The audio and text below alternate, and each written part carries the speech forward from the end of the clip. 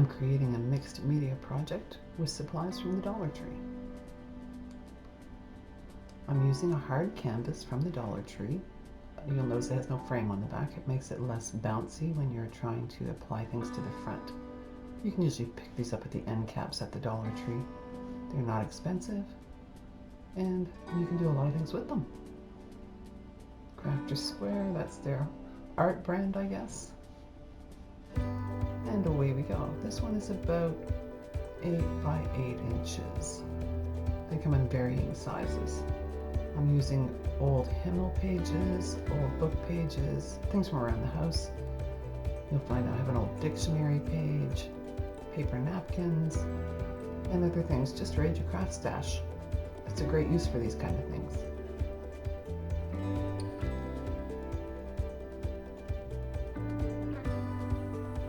There's the dictionary paper. It's aged from the 1950s. And check what words are on it if that's important to you. Now, tear the paper up so that you don't have any straight edges. It makes it look much more organic if the paper is not cut but torn. I like the look of it. Now get your decoupage glue, your DIY version, Mod Podge, whatever you have on hand, and start applying glue to your palette or to your paper, your choice. I'm going to do both because I'm just playing with this and attempting to see what's going to be the least messy way. Turns out there really isn't one, but that's a lot of fun. That's the fun of this project, is that you can just play. And there's no wrong way to do it, it's just fun.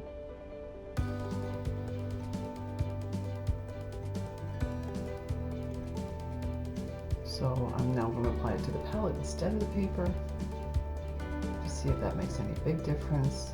I'm not concerned about the edges right now. I will glue them down later. You can sand them off if you like. It depends again on what you want for your project. Time to speed things up. So you just apply and apply, glue and apply.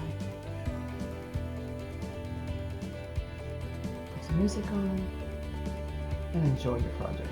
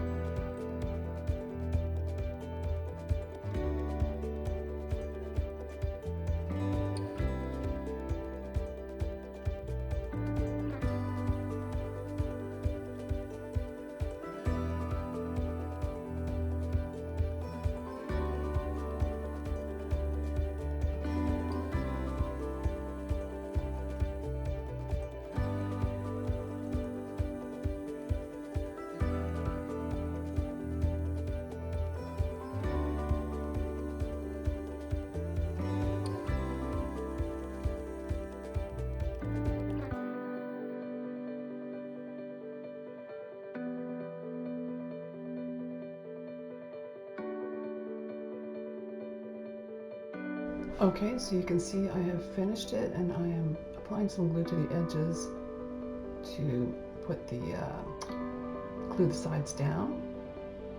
I'm also drying it out because it is quite a wet project, and sometimes the canvas will bow a little, so it needs to be super dry for the painting techniques. You could leave it dry overnight or use your heat gun or your blow dryer. Again, whatever you have on hand. All right, so we've got it nice and dry. I'm going to quickly flip it over. Push the paper to the back and glue those down as well. You could leave them longer. Next time I probably would, but I wasn't planning ahead this time. However, this plastic bag trick really makes it easy for you to get at it and push down hard on it without tearing the paper. So grab yourself one of those lunch bags. Have at her.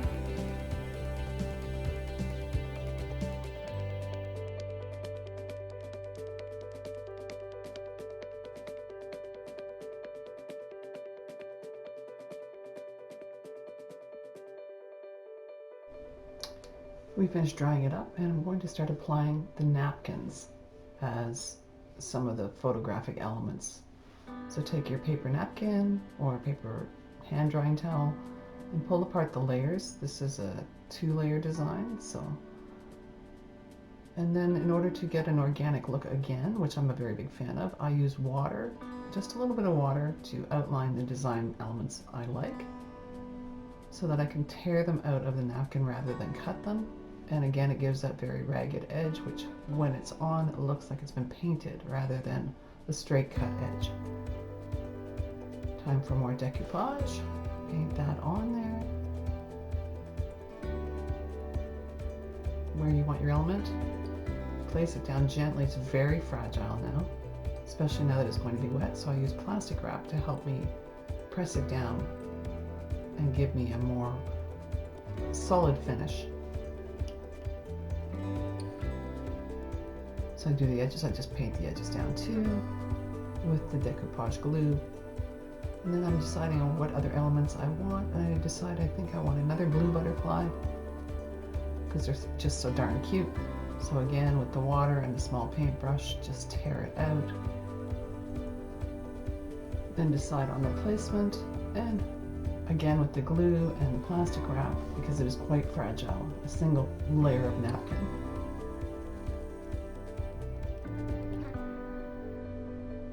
So we give it a quick dry, and we're ready for the next elements.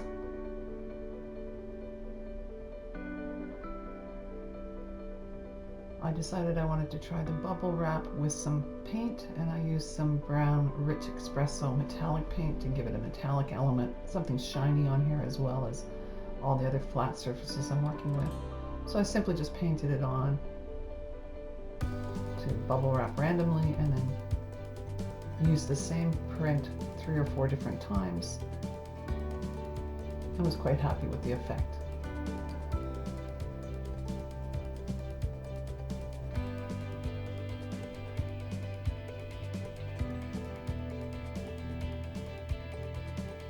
Now this was really fun. These are watercolor pencils from the Dollar Tree.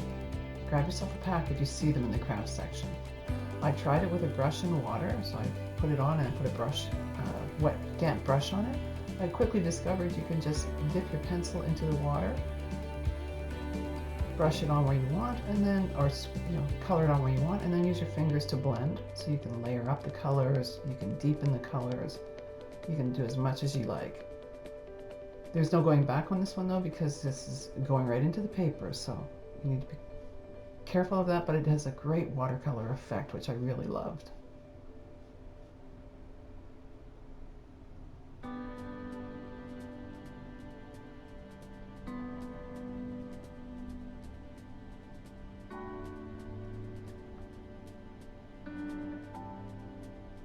Another clean-ish Dollar Tree chopping mat for work. And then I'm deciding on some word elements from some vellum I have in. I took some ink that I had and I just finished the edges with the ink. I really liked how the blue made a pop. I tried the several other colors as well. Brown would have been good, but I didn't have any brown at the time. And I'm testing out a stamp somebody had given me. again with the same ink.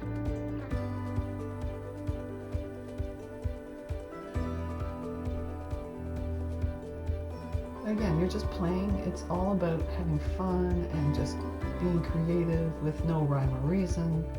There's no right or wrong here. You just do what you like and see what happens, how it comes out. These are vellum words. They're used for lots of different things. I had a sheet of them that somebody had given me. So this seemed like a good little saying to put on there.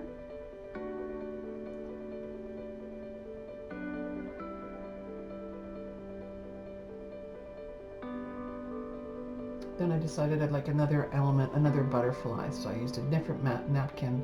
You can see me taking apart the layers there.